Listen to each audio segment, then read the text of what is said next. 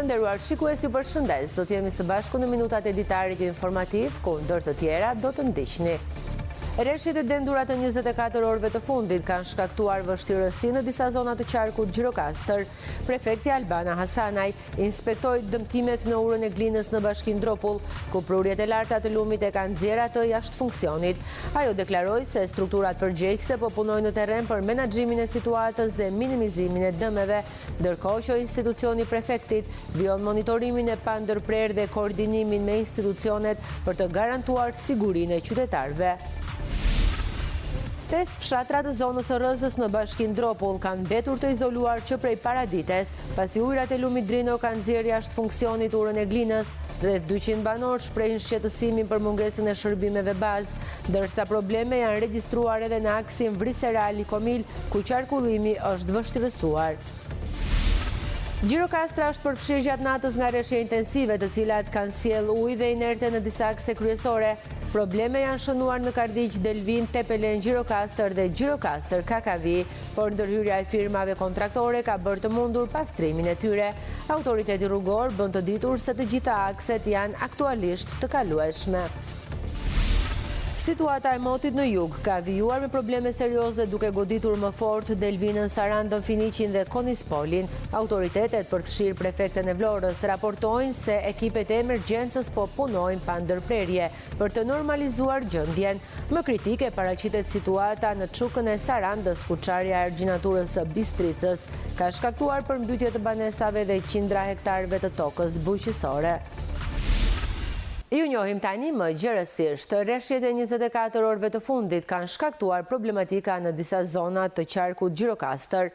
Prefekti Albana Hasanaj inspektoi dëmtimet në urën e Glinës në Bashkinë Dropull, ku prurjet e larta të lumit e kanë nxjerrë atë jashtë funksionit. Ajo deklaroi se strukturat përgjegjëse po punojnë në terren për menaxhimin e situatës dhe minimizimin e dëmeve, ndërkohë që institucioni prefektit vijon monitorimin e pandërprerë dhe koordinimin me institucionet për të siguruar garancinë e banorëve. Situata e rreshjeve në qarkun e Gjirokastrës ka bërë që prefektja e qarkut Albana Hasani të inspektojë zonat e prekura në Bashki Dropull, Libohov e të tjerë. Momentalisht gjitha akset kombëtare janë të kalueshme. Të gjithë kontraktorët janë 24 në 24 në shërbim të situatës dhe zgjidhjen e problemeve. Për shkak të sasisë së rreshjeve kemi patur zhvendosje të inerteve dhe dalje të disa përrenjve, gjë që ka shkaktuar vështirësi në kalimin e mjeteve dhe të këmbësorëve, por në asnjë moment nuk ka ndaluar qarkullimi i mjeteve në akset kombëtare.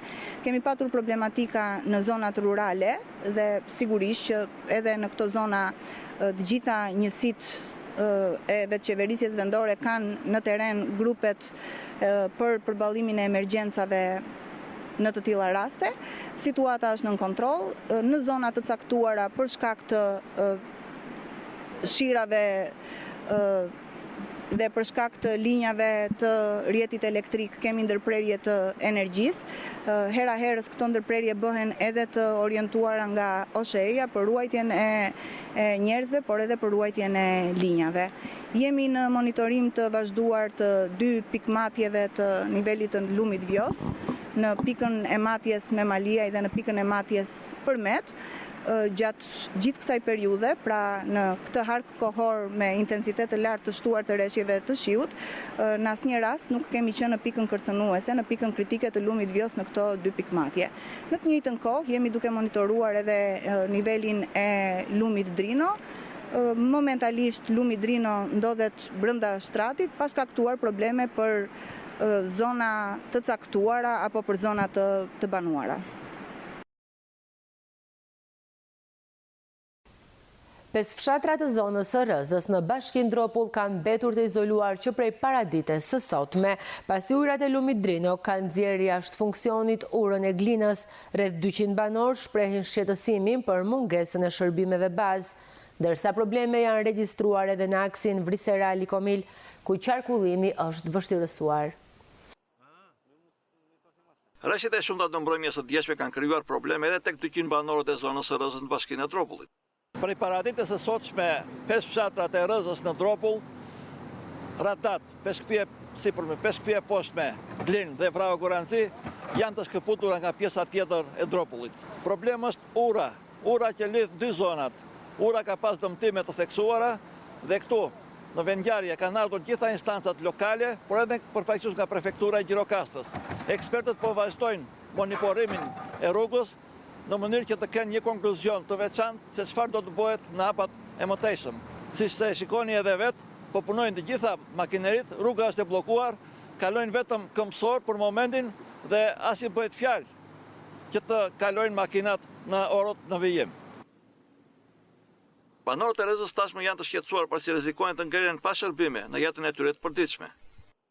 Ne si fshat dhe gjithë zona e Rezës dhe fabrika patjetër kërkojmë që kjo ura të ndërtohet sa më parë, se lidh gjithë zonën me Gjirokastrën, me Dropullin, me Bashkinë, me të gjitha. Janë shumë fshatrat që janë bllokuar. Po së rregullua kjo ura këtu, është problem i madh për neve. Njerëzit janë të semur, duan të kalojnë, madhra duhet të kalojnë. Neve kemi mistrat në për parcela, s'kemi si të ndjerim tutje në magazina që kemi tutje, kërkojmë që të bëhet kjo ura sa më shpejt, të vijen njerëzit në qarkullim, se për ndryshe është problemi madh për njerëzit këtu që jetojnë në këtë rrezë në Zezë. I menjëhershëm ka qenë dhe reagimi drejtuesve vendor në bashkëpunim me bizneset e zonës dhe prefekturën e qarkut Gjirokastrës. Ne kemi marrë masat tona për të hapur një rrugë ditësore bashkë me prefektën e qarkut dhe me bizneset e zonës, se këtu është dhe fabrika e Glinës, që tani kemi filluar mundësinë e hapjes së rrugës nga pjesa e nepravishtës nga sektori për të komunikuar të gjitha fshatrat e zonës. Dua të bëj një thirrje banorëve të bëjnë durim se këto janë orë dhe momente të vështira, po do kemi një rrugë të hapur nga nepravishta nga sektori. Ne kemi marrë gjitha masat, Ministria e Mbrojtjes po ka dërguar ekip që të bëjnë dhe ata një rivlerësim të dëmeve, edhe vazhdojmë, jemi këtu për të zgjidhur problemet. Gjithashtu, ujrat e lumit Drino kanë krijuar probleme në aksin rrugor Vriserali Kobil në Dropullin e Sipërm, ndërsa 7 fshatrat e Pogonit vazhdojnë të ngelen të izoluara për të tretat ditë radhasi. Gjirokastra është përfshirë gjatë natës nga rreshje intensive të cilat kanë sjellë ujë dhe inerte në disa akse kryesore. Probleme janë shënuar në Kardiq Delvin, Tepelen Gjirokastër dhe Gjirokastër Kakavi, por ndërhyrja e firmave kontraktore ka bërë të mundur pastrimin e tyre. Autoriteti rrugor bën të ditur se momentalisht të gjitha akset janë të kalueshme.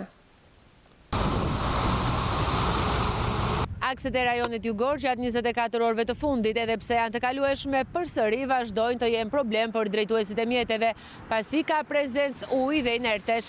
Momentalisht ndodhemi në aksin rrugor Gjirokastër Tepelen në vendin e quajtur Shkalla e Zezë, ku prej vitesh mbetet pika më problematike për këtë aks. Si rezultati i situatës me fenomen ekstreme të motit me shira të rrëmbyshme intensive, një situatë e cila ka vazhduar për disa ditë, ndeshemi me probleme të vogla në akset rrugore nacionale. Dua të theksoj se nuk kemi blokime të akseve nacionale në qarkun e Gjirokastrës. Ka probleme të vogla që janë prurjet ujore në rrugë, si rezultati vërshimeve të përenjve, të prurjeve ujore nga shpatet, edhe probleme të vogla me depozitime të ngurta në sipërfaqe të rrugës që vijnë kryesisht nga shpatet e rrugëve. Kontraktorët janë në gatishmëri, ka patur disa raste me prurje ujore dhe prurje të ngurta, të cilat janë pastruar. Në Shkallë të Zezë kemi të bëjmë me një fenomen të tillë që aty shpatet e rrugës përbëhen nga formacione gjeologjike të paqëndrueshme. Edhe është një zonë që për shumë vite paraqet këto probleme. Dhe është një fenomen normal që në rastet e shirave shumë intensiv të kemi prurje të ngurta në rrugë në sasira të vogla.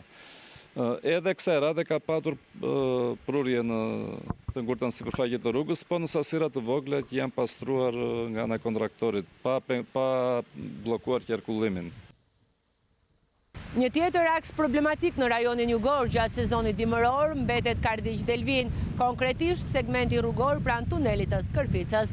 Prej mesnatës së sotme, qarkullimi i mjeteve edhe në këtë segment është bërë me vështirësi për shkak të inerteve të shumta në rrugë dhe vërshimit të ujrave.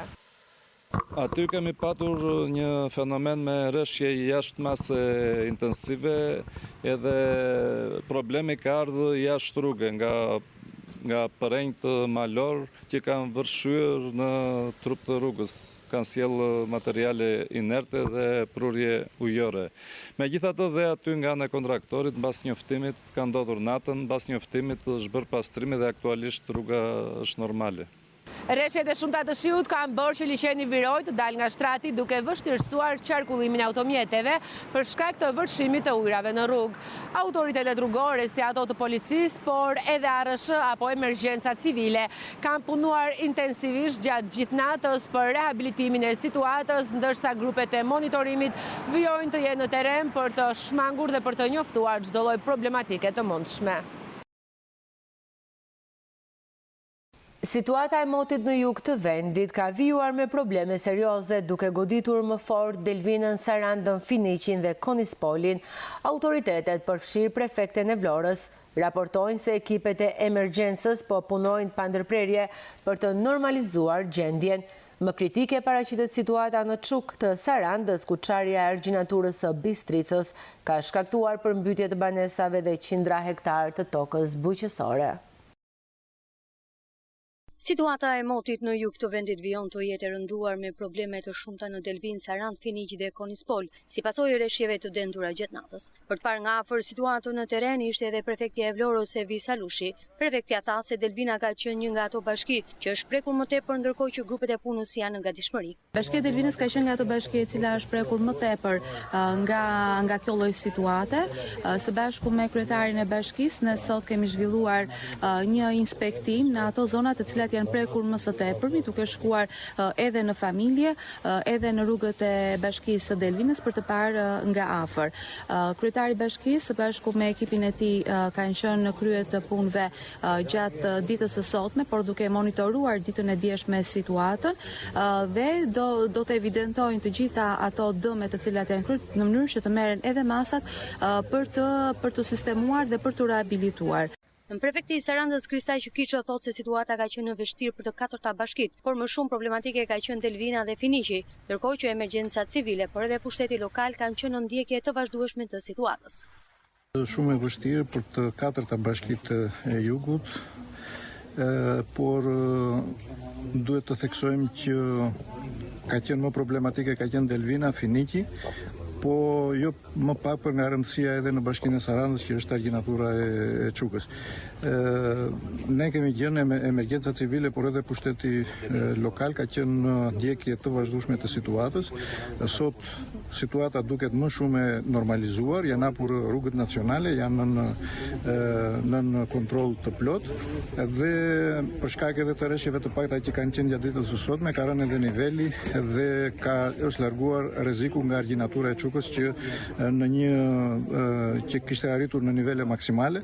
Kryetari i Bashkisë së Delvinës Besmir Veli thotë se aktualisht po ndërhyet në një segment të rruge që lidh Delvinën me 3 fshatra, si dhe në disa lagje të qytetit për të rikthyer në normalitet. Gjendja është stabilizuar pasi edhe rreshjet e shiut janë paksuar. Aktualisht jemi duke ndërhyrë në një segment të rrugës që lidh Delvinën me 3 fshatra Lefteror, Kakovdiq dhe Varfaj, dhe aty shumë shpejt kjo rrugë do të jetë në funksion të plot. Gjithashtu jemi duke ndërhyrë në disa rrugë të tjera të lagjeve të ndryshme të qytetit për t'i kthyer në normalitet gjithashtu dhe këto. Gjatë mëngjesit të sotëm situata është rënduar sidomos në Çuk të Sarandës, ku çar argjinatura e lumit Bistrica, si pasojë janë përmbytur banesa dhe qindra hektar tokë bujqësore. Probleme janë shënuar edhe në Bamata të Delvinës, ku rreshjet kanë dëmtuar argjinaturën si dhe zonën e Palit, ku Bistrica ka përmbytur magazina bujqësore dhe disa banesa pranë urës së Metoqit. Ndërkohë, rruga Kalas Taxat është dëmtuar nga shembjet. Në shalës të Konispolit, lumi Pavlla ka dalë nga shtrati pranë urës së vilës duke izoluar 6 fshatra të njësisë administrative Markat. Autoritetet lokale dhe emergjenca civile po monitorojnë situatën në terren dhe u bëjnë thirrje banorëve të tregojnë kujdes të shtuar në zonat e përmbytura dhe ato me rrezik rrëshqitjesh. Përmbytjet e një nate më parë kanë shkaktuar probleme edhe në zemër të Sarandës, ku i ka depërtuar në galerinë e artit, si dhe në disa hotele, bare në vijon e parë të shëtitores. Sipas burimeve nga shërbimet e emergjencës, Në ambientet e përmbytura janë grumbulluar 200 metër kub ujë, të cilat po largohen nga antarët e automjeteve të ujësjelljes kanalizimeve. Përmbytjet e shkaktuara nga rreshjet e dendura kanë goditur edhe zonën turistike të Sarandës, ku dëmët janë regjistruar në Galerinë e Artit dhe në një sër biznesesh përgjatë vijës së parë të shëtitores. Uji ka deportuar brenda ambienteve duke shkaktuar dëmtime të konsiderueshme si në infrastrukturë ashtu edhe në inventaret e lokaleve dhe hoteleve. Sipas shërbimeve të emergjencës, në hapësirat e përmbytura është grumbulluar rreth 200 metër kub ujë, të cilat po hiqen aktualisht me agregatet e automjeteve të ujësjelljes kanalizimeve. Ekipet janë në terren që prej orëve të para të mëngjesit dhe po punojnë me intensitet për të ullur nivelin e ujit dhe për të shmangur dëmet të mëtejshme. Në Saranda të binë, i ndihmojmë familjarët si pas mundësive. Të ka ujësjellës, po, dhe është përmbytur dhe ne mundohemi që ta mbratë ujë me autobot. Dhe e munduar gjithkohën në çdo familje ka pas problem, ujësjellës kanalizimi ka qenë në dispozicion natë ditë.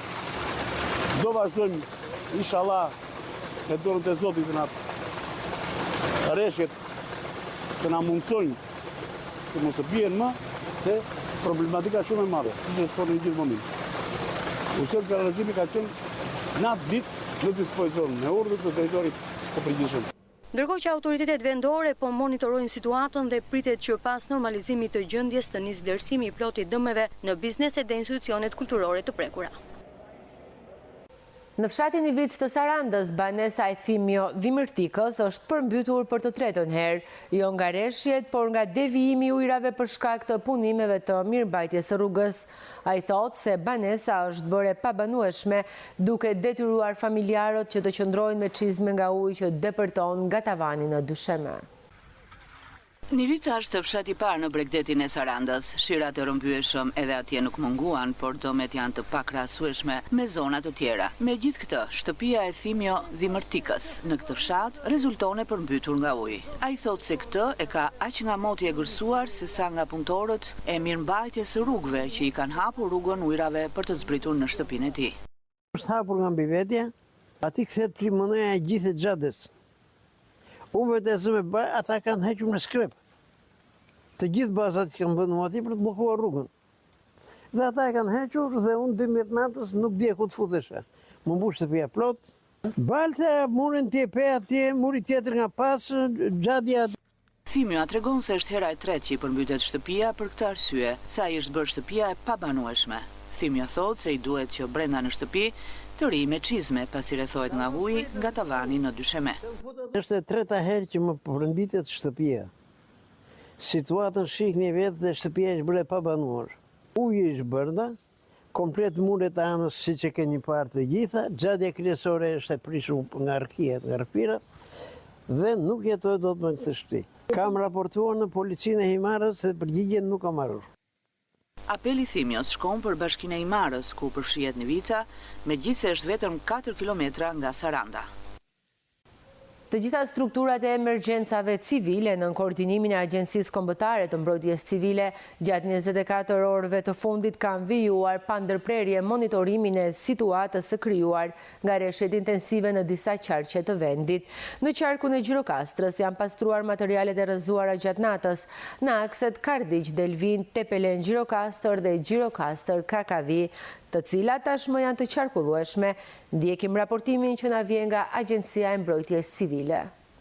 Gjatë 24 orëve të fundit, të gjitha strukturat e emergjencave civile, nën koordinimin e Agjencisë Kombëtare të Mbrojtjes Civile, kanë monitoruar pa ndërprerje situatën e krijuar si pasojë e rreshjeve të ditëve të fundit në disa qarqe të vendit.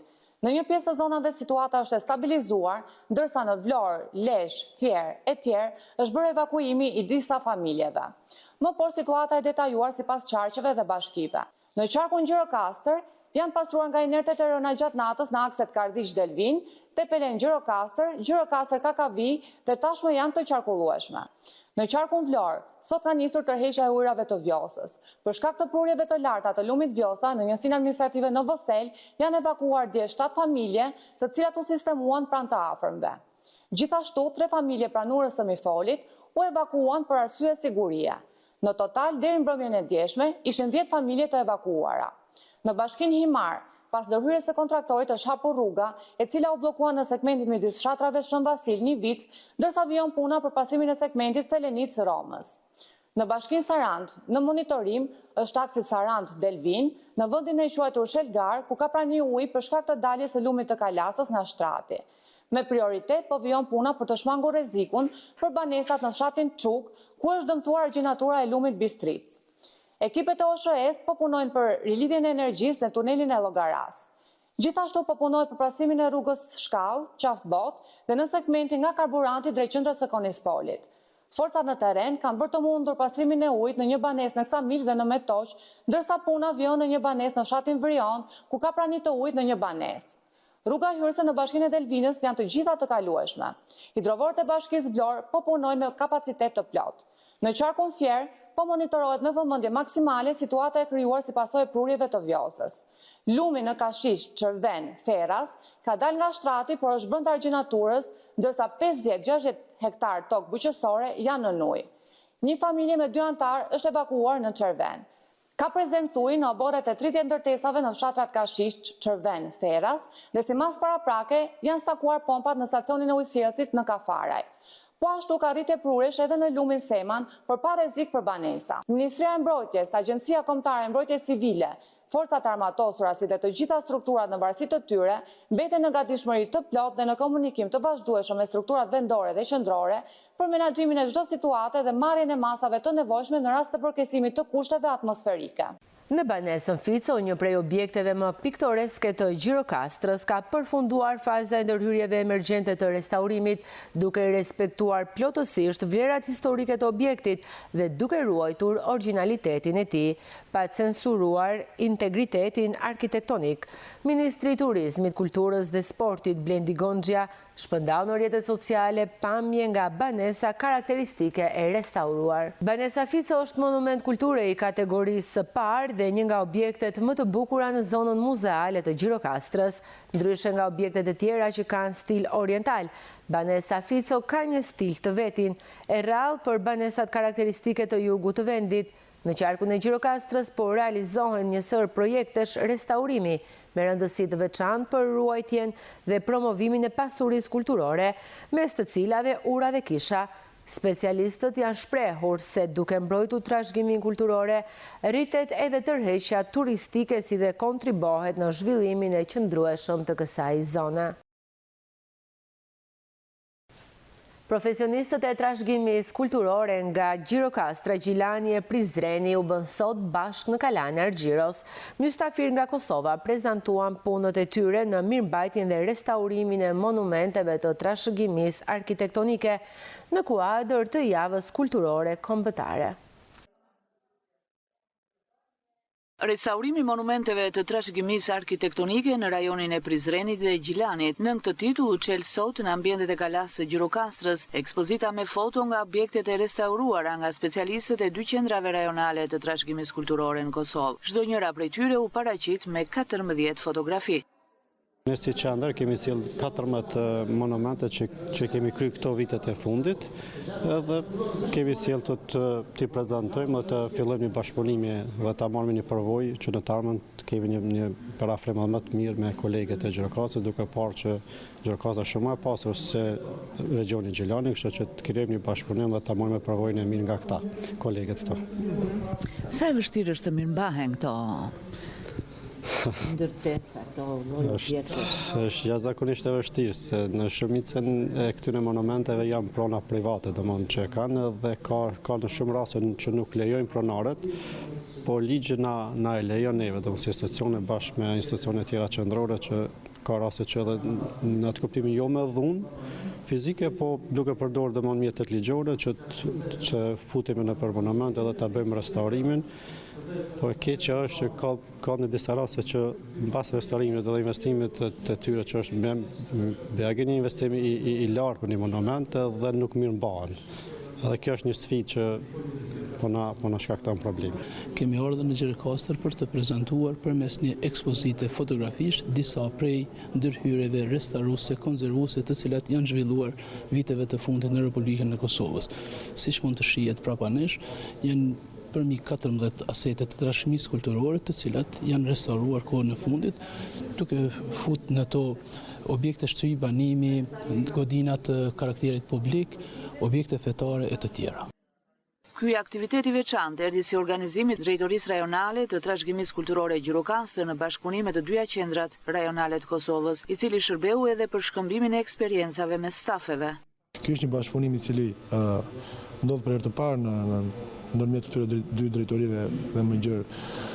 Dhe do vazhdoj me ekspozita të tjera të cilat dhe Drejtoria Rajonale e Gjirokastës do t'i ekspozoj në Prizren apo në Gjilan. Ndërkohë paralelisht dhe stafet e këtyre dy drejtorive po shkëmbejnë eksperjencat e tyre në kuadër të fuqizimit të kapaciteteve të dy institucioneve në ruajtjen edhe në restaurimin e monumenteve të kulturës. Ekspozita e qelur sot ishte një organizim në kuadër të javës kulturore kombëtare. Në Gjirokastër u zhvillua një takim për mbrojtjen e konsumatorit ku u theksua rëndësia e informimit dhe raportimit të rasteve problematike. Përfaqësuesit kërkuan më tepër ndërgjegjësim nga qytetarët dhe bashkëpunim më të ngushtë për zgjidhjen e çështjeve që lidhen me sigurinë dhe të drejtat e konsumatorit.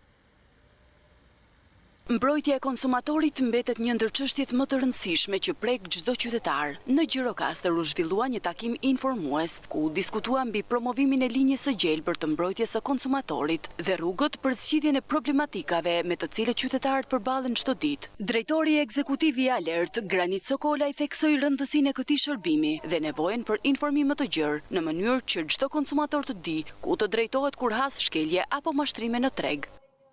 Sot jemi në Gjirokastër, është një prej serive të trajnimeve që ne po kryejmë në qytetet ndryshme të Shqipërisë dhe që ka për qëllim fuqizimin e OSHC-ve lokale në favor të mbrojtjes së drejtave të konsumatorëve. Në 80 ankesa që kemi aktualisht gjatë këtij viti të trajtuara, shumica e tyre janë të zgjidhura, një pjesë e tyre janë në proces dhe ato që ne nuk i zgjidhim ja delegojmë Komisionit për Mbrojtjen e Konsumatorit në Ministrinë e Ekonomisë, i cili më pas merr hapa të tjera ligjor ndaj enteve që nuk kanë shkelur cënuar të drejtat e konsumatorëve. Numri më të madh të ankesave e zën problematika që kanë lidhje me tregtinë online, që janë shqetësimi sot kryesor i konsumatorëve, ka në lidhje me telefoninë dhe internetin ankesa të ndryshme, ka me mashtrime kibernetike, ka me shërbimet e hotelerisë. Përfaqësues nga sektori veterinar dhe AI mbrojtjes së konsumatorit nënvizuan se qytetarët duhet të jenë më të ndërgjegjshëm për të kërkuar të drejtat e tyre dhe për të raportuar çdo rast problematik.